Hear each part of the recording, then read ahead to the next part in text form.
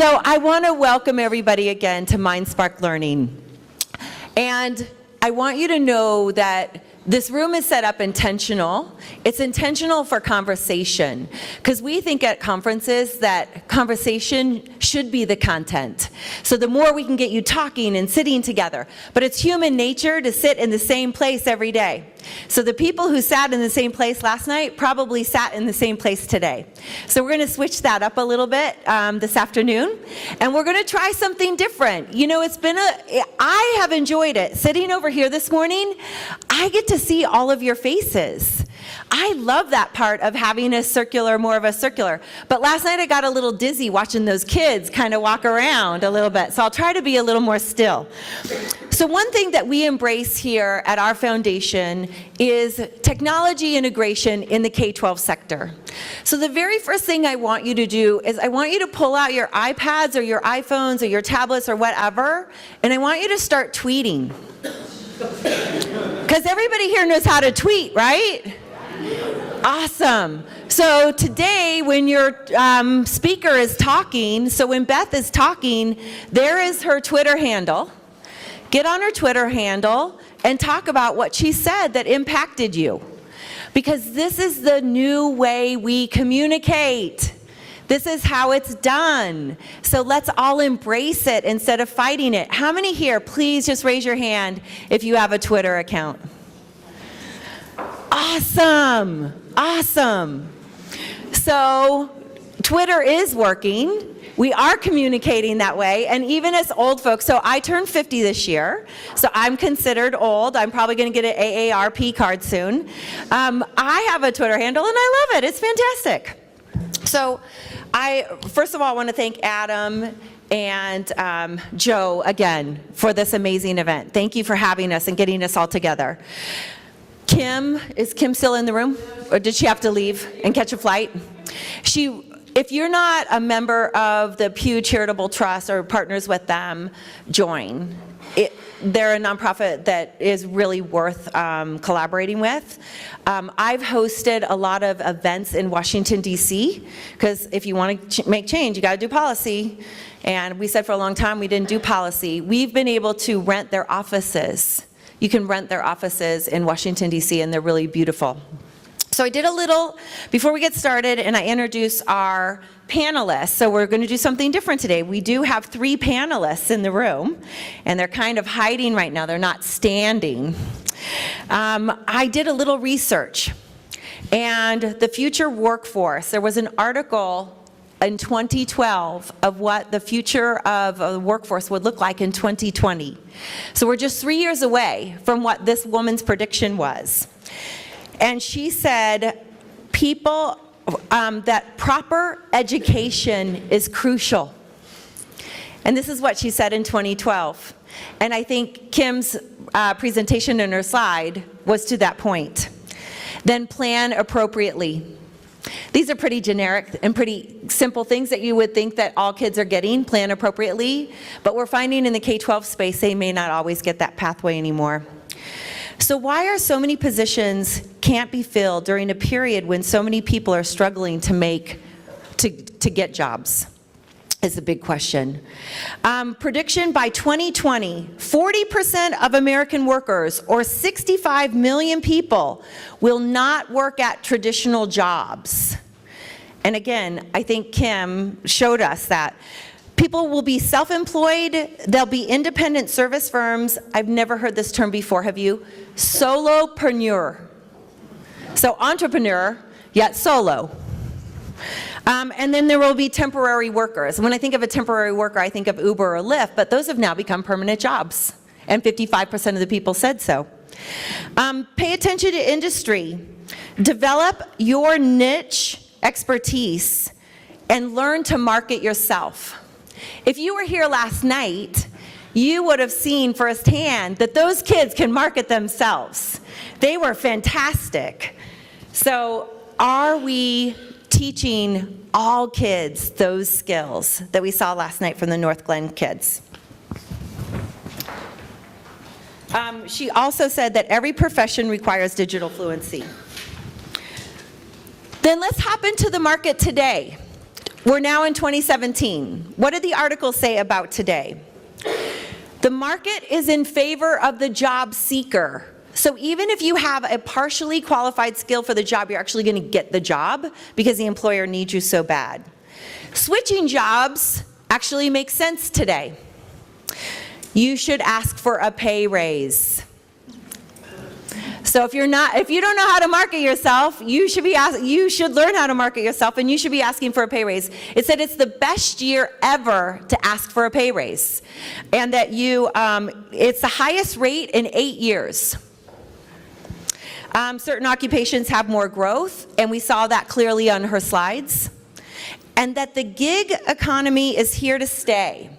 And Kim talked about the gig economy, but I didn't understand what the gig economy is, so just from my terms, gig economy would be freelancing or being your own contractor or being self-employed. So then I took it a little further, and I went to the last article, and I'll get you all these links to Joe, and then Joe can get you these articles of where I did my little baby research. In 2040, what is the job market going to look like? There's an expat job director. His name is Rice Maddox. And he said, these jobs won't exist in 2040. Drivers. And think about that. 1 in 7 men in America right now are drivers as a full-time occupation. Those jobs are going to be gone by 2040. Call centers. That is all going to be automated. And other in-service technologies. We had an AI conference here just 2 weeks ago with Tom Vander Ark, and it was really powerful. And we talked about how fast artificial intelligence is moving, and this would be my example. In the K-12 space, we're all really excited right now because they're teaching coding, and we're going to have coding in every high school. And isn't that going to be exciting? Except those jobs aren't going to be available in 5 years. Because in 5 years from now, artificial intelligence is going to be smarter than the human, and it's going to start to code. And we're going to teach artificial intelligence how to code. So I never ever want to be doom and gloom, but I do want to look at where the puck is going and not where the puck is today. So that brings us to our panelists and why we're all here. The future of work is changing how we look at skills training, education, and employment. How are K-12 systems and perspectives evolving in preparation? So I want you guys to really, we're going to keep coming back to that, is how, sorry, I did mention I turned 50. And for you over here, I'd wear the glasses. But really looking at how do we train for these skills. And I think the 3 panelists that Joe Kwan has picked are absolutely blow away fantastic. And I have the privilege of introducing each of them. So our first panelist, and Vince, I'm going to ask you to stand up. So again, now you get to turn your chairs, you get to wiggle a little, make yourself comfortable, but as we move around today, please move around in your chairs. That's what this room is designed for. Don't feel uncomfortable having to move back, move forward, move up. I want you to be comfortable. So Vince is the director of Project Lead the Way, and he's directly in the K-12 school system across the nation. He reaches over 3.5 million students and trains 18,000 students in project-based learning, which is very close to problem-based learning, as we've had a great conversation, focusing on the relevancy of learning.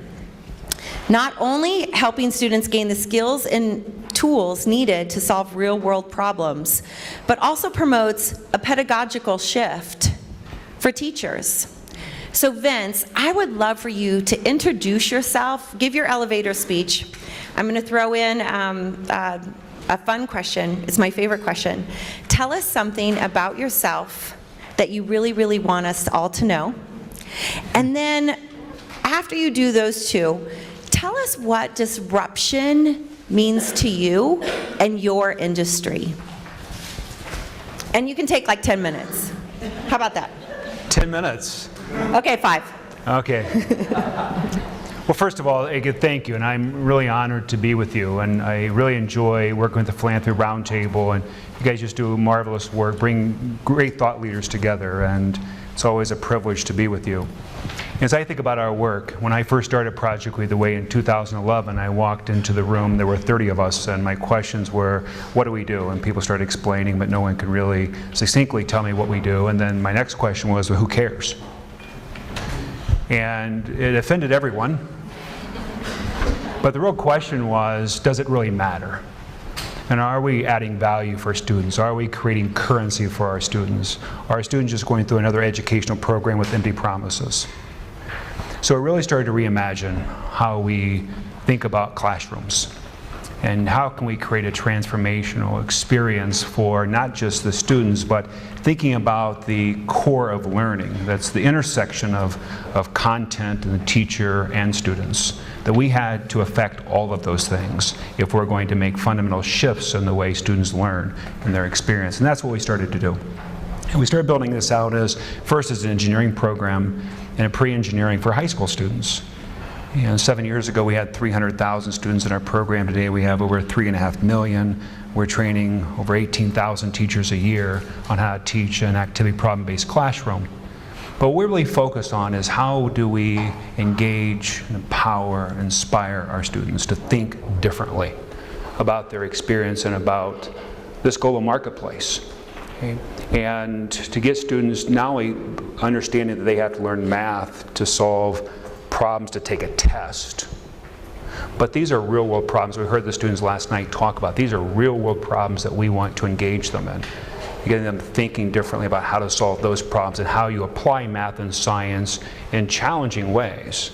But it's relevant. I learned something very important about relevancy with one of my sons, Drew. I received a call from his preschool teacher, and she said, we have a real concern about Drew and his math. I'm like, well great. What's the problem? Well, we asked him a question and he didn't know the answer. I said, what was the question? He said, Drew, if you have 12 pencils and I take 4 away, how many pencils will you have remaining? And my 3-year-old son said, who cares? I only need 1 pencil. So I asked Drew, I'm looking at Drew, I'm like, way to go. Right? I'm like, for him, it just wasn't relevant. He didn't care about the pencils. We were watching a basketball game that night. I said, Drew, what was the score? He said, 58-54. I said, how many points were down? He said, we're down 4, Dad. I said, why is that? They said, we're only shooting 58% or 48%. I'm like, really? We don't have a math problem. We do have a relevancy problem. And I would tell you we have a relevancy problem for 54 million children across America. We're not making learning relevant. We have taught them that they have to learn math to take a test, and they don't like it. So what we want to do is how do we inspire them at an early age and get to them early? And that's why we start in kindergarten. Children make decisions whether they're good in math and science as early as 2nd grade. If we turn them off, the chance of getting them back, not very good. We know where the jobs are going, we know the jobs are at, and for our children to thrive in that global economy, they have to have these skills. Okay. I also spoke to National PTA, and I asked this question. I said, how many of you have ever said to your child, I wasn't good in math, therefore it's okay that you're not good at math? And almost every hand went up. And I said, just a news break, it doesn't matter whether you were good in math. But it does matter whether your children are. So we have to focus on that classroom, activity problem-based instruction. The second thing we do is focus on teacher training. And it's not just a sit and get session for a couple days and learning, here's a new classroom. It has to be a transformational, a fundamental shift in the way we think about teaching. And the teacher becomes a facilitator and a coach. We tell our teachers in our training that you have to get comfortable with being uncomfortable. You have to understand that students are going to ask you questions in which you have no idea what the answer is. And that's how new learning is created. And the third thing we do as an organization is focused on these connections. It's not just about K-12 any longer. And I think that's a conversation we need to expand. This is about K to career, actually pre-K to career. And we need to get our children thinking about that. So we focus a lot of attention on the currency of this experience. Again, doesn't matter for our students. One example I use is the SAT. We've all taken it, right? How many of you would have taken the SAT had colleges not required it? No one. All right? That's the currency, though. It matters to someone, so therefore we do it. What does it mean in the classroom experience today? What is the currency for our students? Does it matter beyond? Do employers really care about these skills? And are they hiring for these skills? And if they are, we have to focus on helping our children develop these skills. It's about problem solving, critical thinking, communication, collaboration skills. All the skills we heard last night and the skills we heard about this morning, our children have to develop these at a very early age. So, I will pause there. I'm going to tell you one thing about myself that I want you to know. Okay? Two things. Before I do that, I also want to think about our corporate partners. And later this afternoon, you're going to hear about what we believe is just an amazing partnership in K-12 with employers, and that's with Toyota and Michael. And you're going to hear from Dennis and a great presentation on how we have collaborated to really build something really special in creating direct pipelines into employer, and how our students are benefiting from that. So that's going to be very powerful. But we also work with a lot of companies, from Chevron, Lockheed Martin, General Motors. The list goes on and on. Foundations like the Kern Family Foundations, which has been a tremendous supporter of Project We the Way over the years, and several of you. So it's making those connections. But we have also started to rethink philanthropy. We are a scalable, sustainable nonprofit organization. We don't come to people for money to fund our operations. We work on funding schools and giving schools access to this experience, funding teachers and so forth. And as a result, we have been able to raise a lot of money for schools and really start to shift this thinking around philanthropy, around shared value. We say when we're going into a relationship, if we can't give more than what we're receiving, then we shouldn't do it. Okay? We have to be able to add value to this experience for any of our partners, all of our higher education partners, as well as the employers that work for us. So, last thing I'll share, okay, just something I'm really proud of. I have 4 sons, and it's interesting as we watch our kids grow up. And my youngest son is a high school senior. He is going to the University of Michigan next year. He's a baseball player. All my kids are athletes. I'm not sure where they got it. I have a son who plays baseball at Purdue University right now as a sophomore, and a son who is a graduate assistant baseball coach at the University of Southern Indiana, played 4 years there. My oldest son works for Frito-Lay in Chicago, making potato chips. But I'm really proud of my sons. It's just been interesting to watch them grow up thinking about careers at a very early age and exposing them to these things. So last thing with my son, though, my second son was a high school senior, and he came home one day from school and he said, Dad, today in school we read a report out of Georgetown University, and it said that the highest paying jobs in America are in science and technology, engineering, and mathematics. Did you know that? I'm like, well, I'm really concerned if you didn't. Right? But it also, I walked away from that conversation asking myself, if my son's asking that question, how many children across America don't know which questions to ask and really are going into dead ends because we haven't given them information they need to make informed decisions. So, thank you very much. Appreciate it.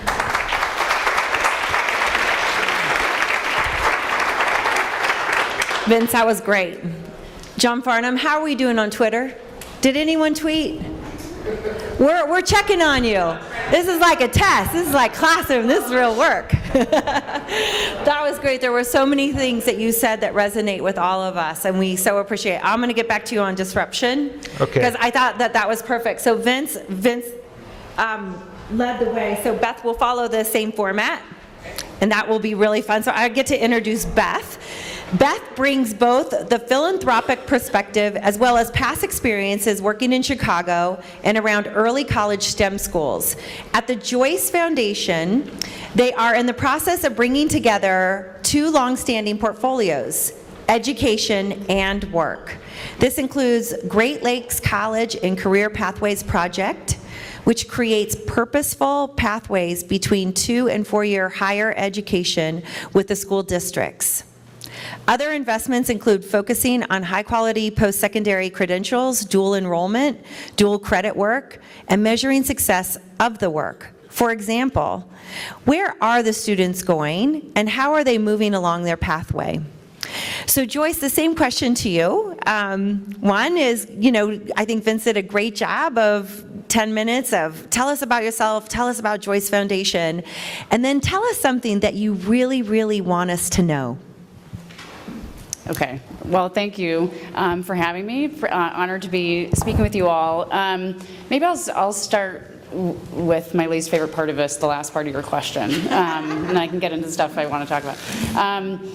But I grew up in a small town in New Hampshire, under 5,000 people, went to public schools my whole life, didn't have many resources in the town or in the region that we were in, and and I did fine. I worked hard. I was one of the smart kids. I played sports. I, got my A's, attempted to get into college, and I had counselors who, kind of funneled you to maybe the state school or local community college. They weren't thinking, the top elite schools in the country. And if I didn't have parents who just felt like, wait a minute, we've got a really special kid, we think, and we think she could be doing more. She doesn't need to go to the community college down the street, who pushed and pushed and pushed and got me into the right programs and got me into those access and pipelines into the top schools. I don't think I would have gotten into I went to Amherst College, very proud of my small liberal arts college on the east, but it was all about experience and project-based learning and all the skills that we talked about, communications and analysis and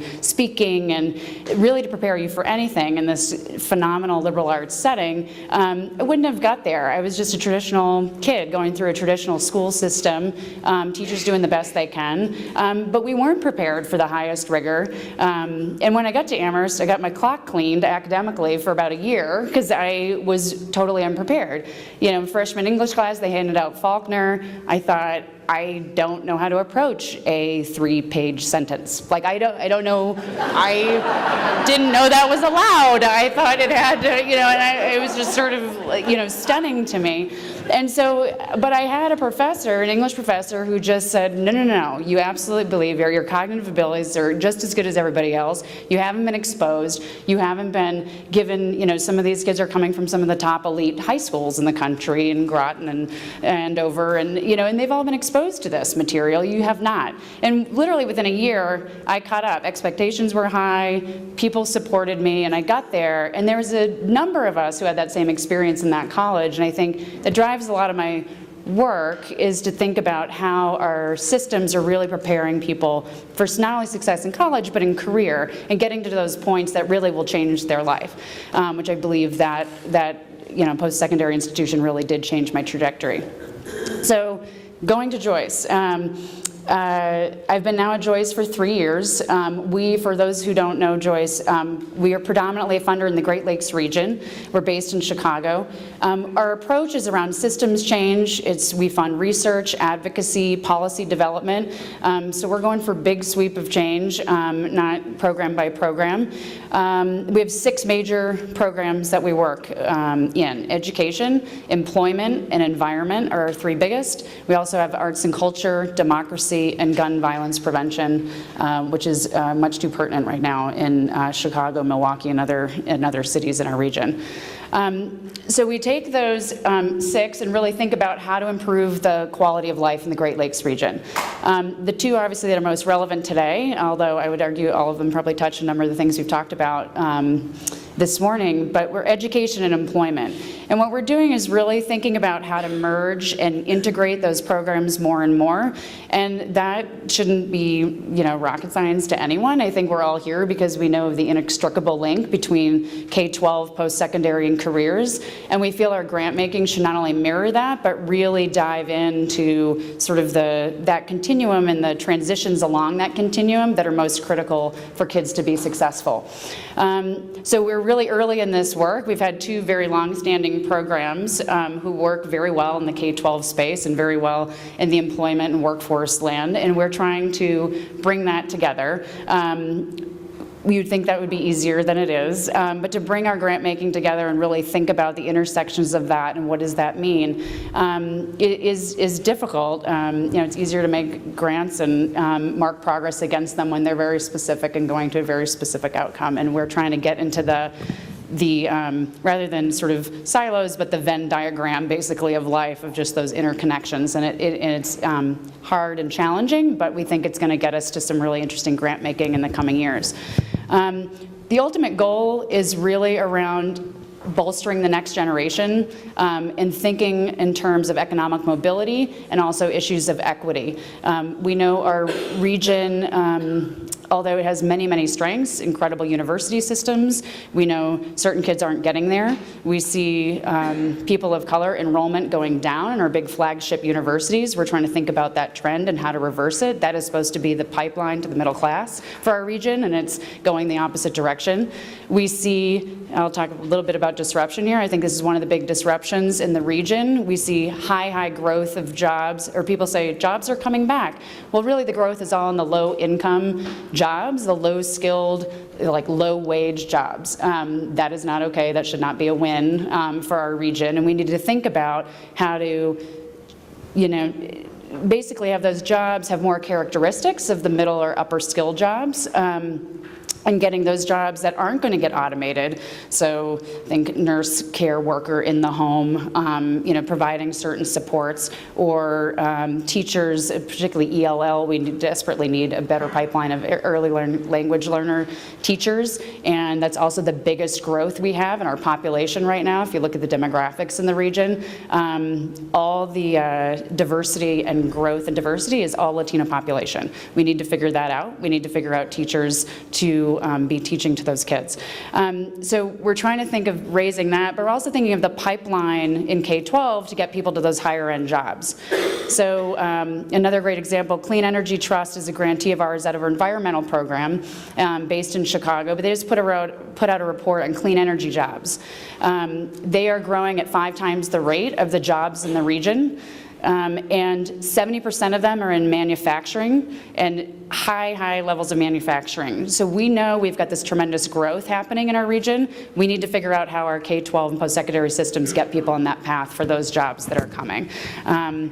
Last on disruption, I would just say K-12. I'm sure we'll get into this, but people have already mentioned it, but technology, obviously we're tracking not only the disruption of technology to our K-12 systems, but how it changes teaching and learning, how it delivers content, and then also how we assess and evaluate the learning happening in our classrooms. I think we have a tremendous opportunity with the technology that's moving forward. So I'll stop there. That's great. Okay. Thank you, Beth. So now we're going to turn to what you might have called the back of the classroom is now the front of the classroom, but we really don't want a front of the classroom, so we're just going to look that way or south. I wanted to introduce to you, actually, you have to stand up. All right. This is Jason Gaulden. We have been friends for many, many years. He's been hiking up at my ranch with me. He used to work for Linda Childers at the Daniels Foundation. He is very known and respected in the state of Colorado. He's done amazing things. Let me do the proper introduction so it gets on. You don't have to. I'm going to do the proper introduction here. Jason brings a business voice to education reform. He is deeply engaged on the analysis and future work of jobs, from robots to AI, new competencies, skill sets. America Succeeds Age of Agility report is about to be released. Did you bring some? I got some promos. Awesome. So we may be the first group to ever have Age of Agility. He looks at drawing from educators, innovators, technologists, business leaders, and about preparing people for the jobs and how the jobs need people. So Jason, same question is going to go to you. Sure. You get the choice to either ask my fun question at the beginning or the end. I think Vince did a great job of putting it at the end, and Beth did a great job of putting it at the beginning. But tell us something you really, really want us to know about you. And then also give us your elevator speech about what you are doing at American Succeeds. And we really do want to hear about Age of Agility. Sure thing. Happy to be here. Thank you for having me. Adam, thanks for the great work you do, and Joe. Listen, my name is Jason Gaulden. I'm Communications Director at America Succeeds. We've kind of fought and earned our space in the ecosystem as the business voice for education. Are we getting feedback? So let me just see if that's any better. All right, great. That's a little better. As the business voice in education, what we see our role as is really elevating the business voice and optimizing business engagement in the central problem that a lot of us work every day to try to solve, which is to modernize and optimize the education system. It's just simply the nucleus of society. All the other social ills are challenges in their own right, but none of them get solved unless we get a handle on education, providing a quality education to every child, the education that they desire and deserve. So, our latest venture is an initiative on the future of work, and later this month we'll be releasing our report. It's called The Age of Agility, Education Pathways to the Future of Work. And we take a hard look at the nature of how robotics, automation, artificial intelligence is changing, obviously, what the workforce demands. And frankly, there's a misalignment between what the education system, and like Vince, I believe this is not a K-12, but this is K-12 and collegiate education system. There's a misalignment between what is produced and what is actually needed in the workforce. So we got to close that skills gap. We're entering a new normal, and what we found is agility is that key factor. People are going to have to reorient towards a life where they have to be adaptive and responsive in new ways. They absolutely have to be technology literate to be effective. And so that's what we dive into in the report. It looks at kind of the three major components in the education to workforce pipeline and the adjustments that'll have to be made. So for students and eventual workers, the adjustment they'll have to make is to adopt a mindset of lifelong learning. Gone are the days where one degree or one special skill will carry you through a career. I think we're already seeing that, and it's just going to accelerate. We take a look at employers. Frankly, sorry for the bad news, but employers for the foreseeable future are going to really have to take workforce training into their own hands. There will be a gap, and that assumes we make some fast progress. But right now, there's an existing gap that employers are just going to have to fill. They're going to have to design their own training programs to get their workers the skills and competencies and knowledge base that they'll need. And then educators, obviously, have the biggest adjustment to make, and that's playing catch up to a world that has passed this system by. And frankly, it'll come down to education leaders, and that includes policymakers who set education policy. They're going to have to model the way. They're going to have to be examples of the very agility that they are charged with instilling in students. And if I can think of what is the antithesis of agility, I might come up with the public education system. And so we've got a long way to go. But we're working hard on it, and we think this report will be revealing. This is the promo for the Age of Agility. It gives you a great sneak peek into the report that will be released later this month with an accompanying website, ageofagility.org. You can go there now and get a sneak peek of the report. And what I didn't know is that I'd be playing to a sold-out crowd today, so I only have about 50 brochures, so anyone who wants them, grab them. I'll finish up with answering Carrie's trick question of something, a personal note, something about myself you didn't know. I'll tell you. You ready? Everybody listening? All right? You got your tweet thumbs ready? I am accidentally, unintentionally, very fortuitously standing next to one of my heroes who I've never ever met. And that is this man right here. Dennis Parker doesn't know me from Sam, but I know him. I tell his story all the time, but I've never met him, and it's a pleasure to do so. It's just a fantastic and inspiring story about how Toyota built a plant ready to provide so many jobs, and what do you know? The skills just isn't there in the workforce. And here in Colorado, we're fortunate. Everybody loves Colorado. We got the mountains, we got great health, we got great recreation. So it's easy to import talent, but not every situation is like that. So you gotta find ways to create your homegrown talent. And Toyota did it in a brilliant way. They went upstream. They talked to the surrounding school districts to make sure that they were instilling in these kids the knowledge, skills, and behaviors that they will need to be successful in the workplace.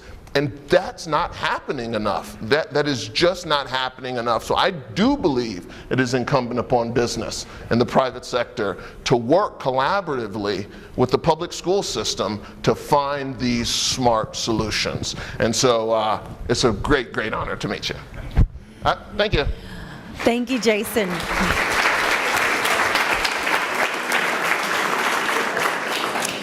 So I'm going to ask all three of you to stand up for the rest of the time, if that's all right. Because, you know, sitting is the new smoking.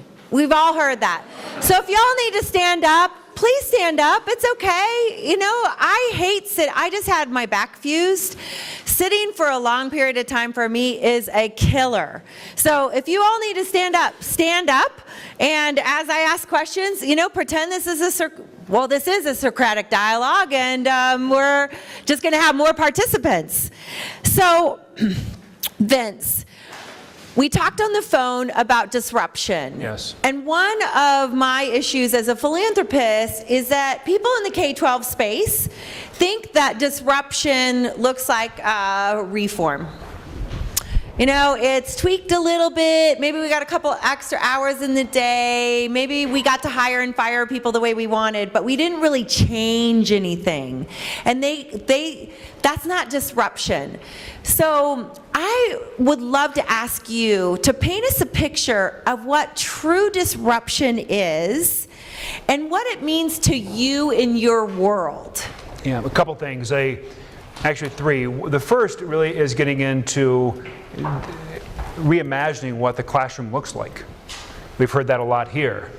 But it's not just going in again and having a couple days of training to teachers now go transform a classroom. It has to be fundamental change in the way we teach and learn. So for us, it was really expanding from what was an engineering program for a number of years to looking at pathways at engineering, biomedical science, computer science, but K-12, and starting our children at a very early age.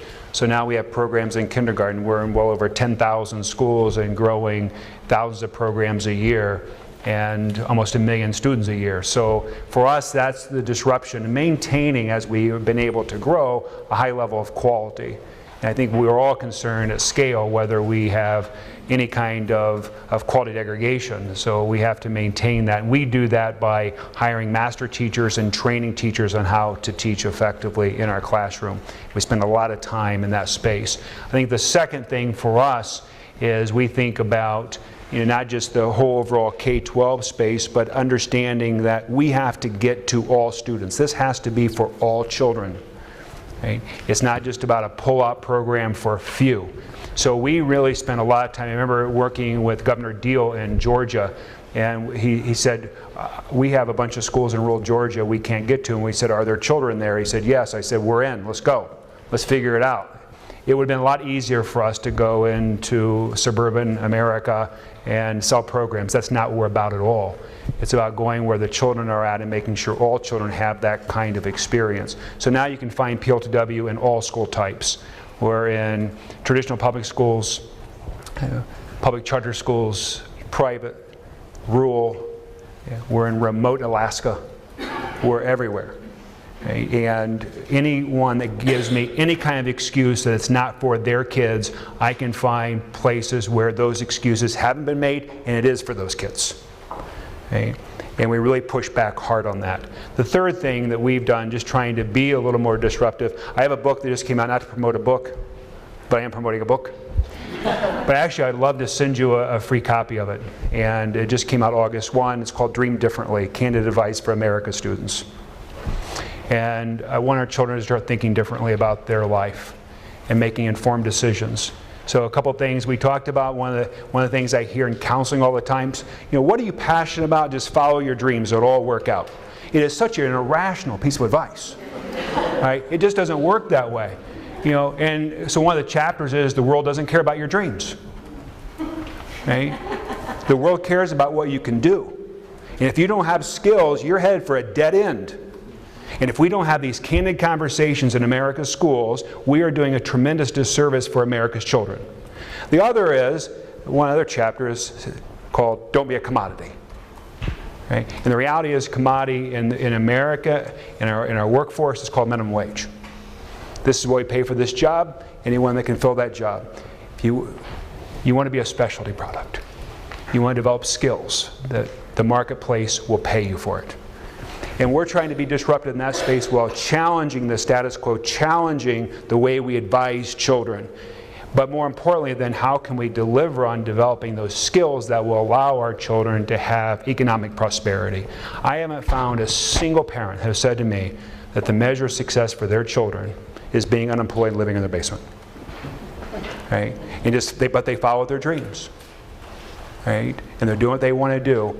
And one of the things I heard this morning that I think is a critical piece, and the question I think Michael asked about the college and the expectations. The reality is we're giving away almost 2 million bachelor degrees a year right now. It has doubled in the last 30 years, yet we have children getting degrees that are almost worthless in the marketplace. Right? There's no demand for it. And that's not adding value. And so unless you're getting degrees and developing skills that are marketable, our children are headed for another dead end and unfulfilled promises, not just from the education system, but then in the marketplace as well. So that's how we're really focused on disruption. Carrie, can I jump in? Yes, because that's what this is all about. I want to echo and reiterate the point that he just made. Some of these tracks, these degree tracks in universities, produce what is a worthless and antiquated degree. The time that it takes to develop a major and to develop a degree program and then implement it for its first class over 4 years, it's already obsolete. Here's the word for today for you philanthropists. Careful how you look at these CTE programs as well, because people... Explain CTE. So career and technical education, and it's the craze, and it's the new buzzword, and it's the new flavor of the month, and it's great because it's necessary, but also be careful because everyone just wants to be able to use the banner of CTE. We offer CTE, career and technical education. However, not all CTE is created equally. Some CTE programs literally have programs like canine care. Yes, a certificate in dog walking. And these are credits towards graduation. That's not okay. We need to make sure, to Vince's earlier point, that it is relevant, that it is rigorous, and that it truly has workforce demand on the other side of that. So I'm starting to take a very critical look of CTE programs. There are some fantastic ones, but there are those that are lacking in terms of rigor as well. On disruption, I think one thing we're struggling with, and again I mentioned Joyce thinks at policy level, so great examples, and Project Lead the Way is one of just getting these programs out there, but how do then we change the entire system? So I think disruption, trying to disrupt the Chicago public school system in a positive way is incredibly difficult. You can maybe get school by school disruption. That's and we see it, and some of my Chicago colleagues are here who are very involved in LEAP innovations, and if you don't know, you should look it up, but in Chicago, and it's phenomenal, and they're getting differentiated learning, personalized learning, helping train teachers, support educators, flipping classrooms, School of One, you name it, there's lots, and I can take people to, in different Chicago schools to go see it, South Side, West Side, all income levels, but it's not denting the massive system yet. A great example is competency-based learning. I think it could be another great disruptor of our current system. We've got 10 pilot districts in the state of Illinois figuring out competency-based learning, getting away from seat time, letting people go to mastery of skill, moving when they need to, which will obviously force a change in teaching and how it is working, and if we're going to start thinking about learning differently. However, so we have a phenomenal high school in Chicago, Lindblom High School. Inglewood, one of our poorest neighborhoods, has changed entirely to competency-based learning. Quietly changed over the last decade, didn't tell anybody. Phenomenal principal, phenomenal faculty. They flew out to other places, learned about the system.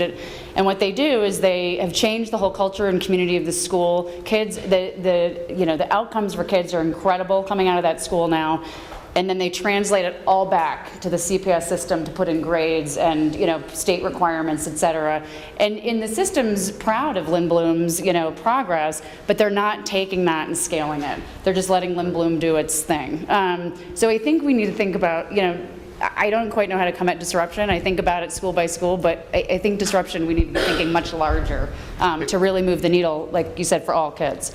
I'll throw a disruptive idea out there for you. Here's where I've landed through all of this. You think of special needs students, right? And because they are categorized by whatever definition as special needs, they get an IEP, an individualized education plan. And that adds a highly personalized approach to educating that child, and it allocates resources as needed to that child based on that child's individual needs. Excuse me, aren't all kids special and have unique needs? There is actually no reason why we can't individualize education for every student. We have the technological tools, we have the know-how. What we don't have right now is the educator talent to be able to do that kind of intensive personalized education for every student. But I believe that every student should have an IEP. Take away the stigma, it's a beautiful thing. An individualized education plan, heck, that shouldn't even be disruptive, but it is. And so that's what I think. I think the way this is going, the public education system will at a point have to respond to the reality of the real world. And that's that we get tailored services in every aspect of our life. And in every aspect of our life, we expect our products and services to continually get better. Our cars get safer, our connectivity gets faster, our phones get smarter.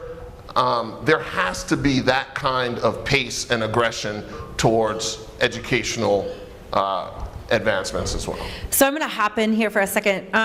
In the Socratic dialogue is that, for me, disruption looks like this. We actually live in Florida, and our foundation lives here in Lakewood. So in Orlando, Florida, we invested a few years ago in a food bank called Second Harvest Feeding America. And they wanted a new building, and I was so not interested in a new building for Feeding America. That sounded boring. And he said, no, this is going to be completely different. And this is what he did, and how he is changing how Florida gets a lot of its food. By the way, 1 in 4 Floridians are on some form of government assistance. So he added a cooking kitchen directly in the middle of his food bank. And every 10 weeks, he trains 20 people for jobs. And those jobs, he's been 100% job placement since he started.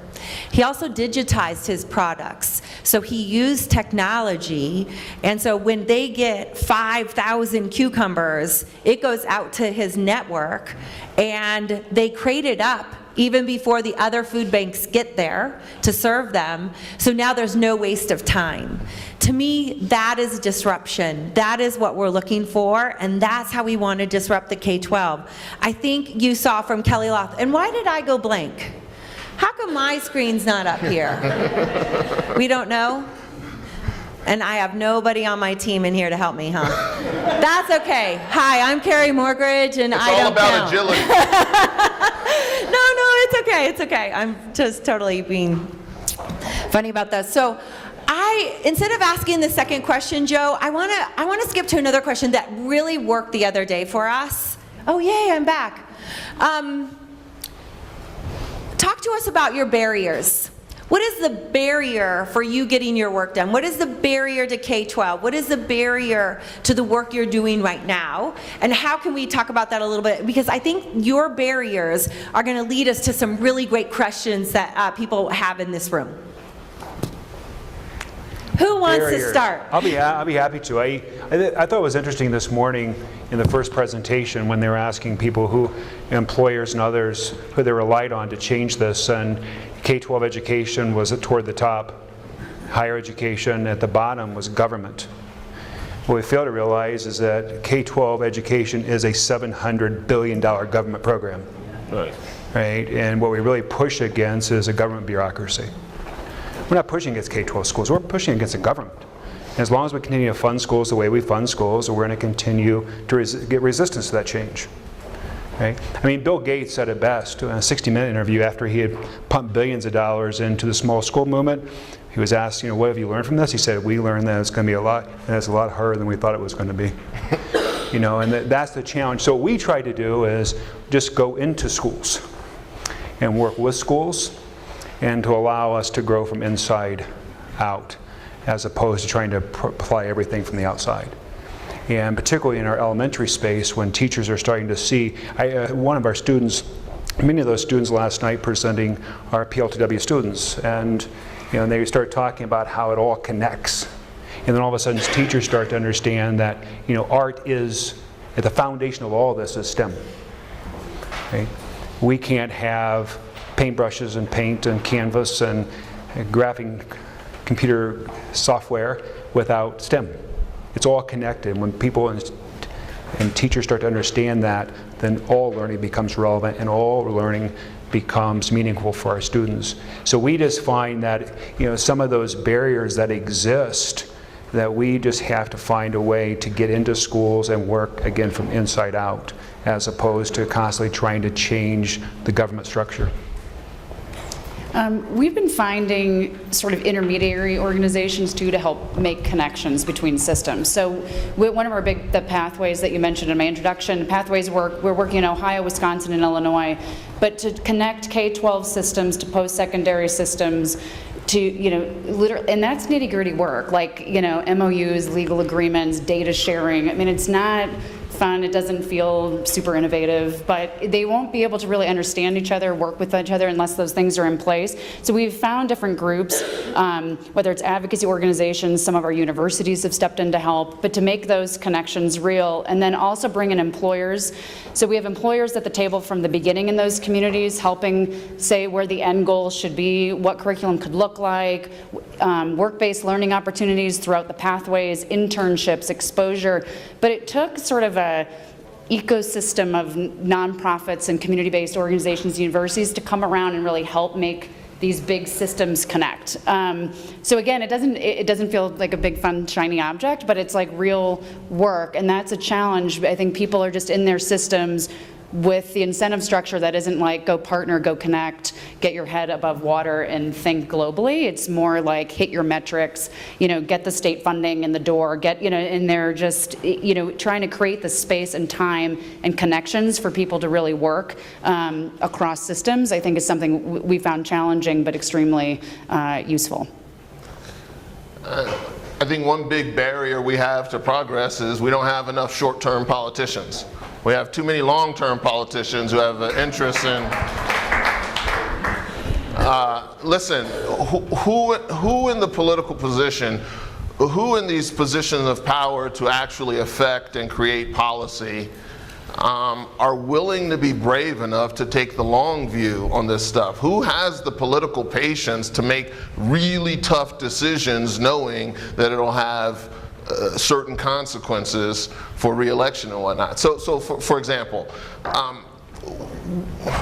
the public education system right now at the K-12 level is a take it or leave it, one size fits all. I mean, you're starting to see pockets of innovation, and that's great, but it's a sprinkling, right? By and large, the system is one size fits all. And in order to get what we need, in order to optimize the education system, we have to unbundle this mess. We have to have kind of course level choice where students don't have to take the whole block, but they can pick which parts they need to get what they need. And so that's a political decision I can't see anybody making in the near future unless something really, really changes dramatically. So that is to say that it's not just a programmatic issue, it's also a policy issue, and because it's a policy issue, that means it's a political issue. Now, in your philanthropic work, a lot of you don't delve too much into the hardcore politics of it, but you got to keep a lens on that so that you can invest in the right programs and policies despite the ugly politics.